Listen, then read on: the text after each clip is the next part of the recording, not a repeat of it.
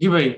हमने आपसे बात की थी कि आपके जो क्वेश्चंस हैं पहले मैं उसका रिस्पॉन्स दे दूंगा ताकि आपको एटलीस्ट आप अपने क्वेश्चंस वगैरह को एड्रेस करते हुए कम से कम प्रैक्टिस तो कर सकते हैं ना।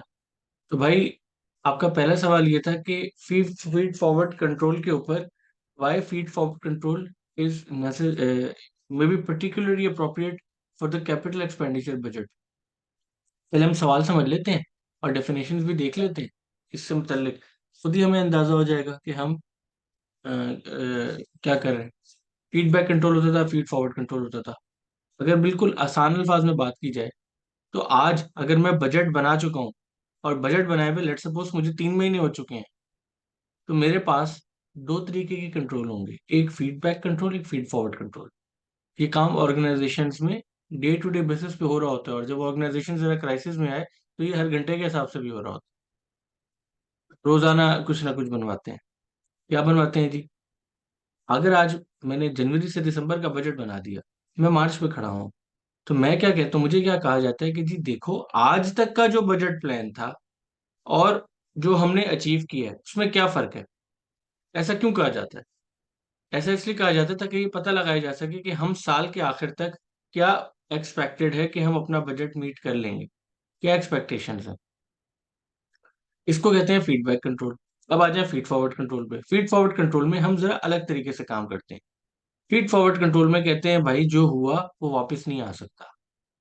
गलत हुआ, सही हुआ, क्या मजबूरियां थी, कंट्रोलेबल फैक्टर्स थे, अनकंट्रोलेबल फैक्टर्स थे, एक्सटर्नल फैक्टर्स थे, कहीं इंटरनल मिसमैनेजमेंट्स थी, ऑपरेशनल लॉसेस थे, जो भी था, गुजरा वक्त शायद वापस नहीं आ सकता, but we will try to cover are late.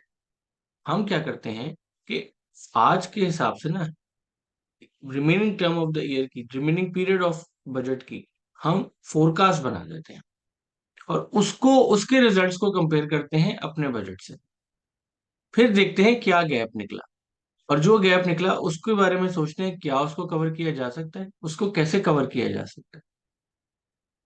अब ये जो अप्रोच है इसको कहा जाता है फीड फॉरवर्ड कंट्रोल। जब ऑर्गेनाइजेशंस बिलम हो, मैंने 3-4 मल्टीनेशनल्स में और इससे पहले इंडस्ट्री में भी जो काम किया है, तो जब ऑर्गेनाइजेशंस क्राइसिस में आती है तो वो फीडबैक से ज्यादा फीड फॉरवर्ड पे देखती है कि हम कहाँ खड़े होंगे, वेयर डू वी स्टैंड, आगे क्या होने वाला है। इंसान को भी तो आगे की फिक्र होती है ना, जो माजी में हो चुका है उस पर तो वो अफसोस करता है, फिक्र तो आगे की होती है उसको। तो वहां फीड फॉरवर्ड कंट्रोल लगता है। अब आप फीड फॉरवर्ड कंट्रोल देखा जाता है, इसको इस काम को फीड फॉरवर्ड कंट्रोल कहा जाता है।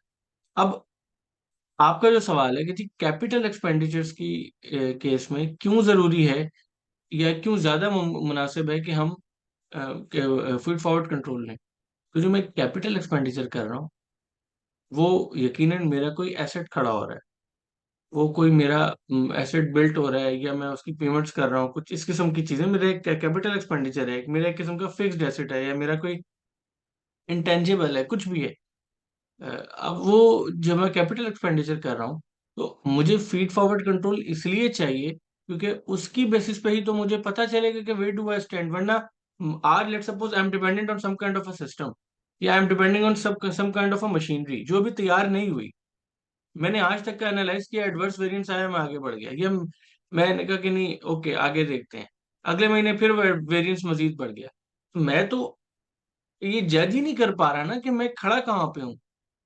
मैं कब अपनी सिचुएशन को ठीक करूंगा, कैसे ठीक करूंगा? Just comparing the numbers will not mean any purpose until and unless we decide on it कि हमने करना क्या है। दो नंबर्स को आपस में माइनस कर देने से तो नहीं ना मेरा ऑब्जेक्टिव अचीव हो जाएगा, आगे स्ट्रेटेजी तो बनानी है ना।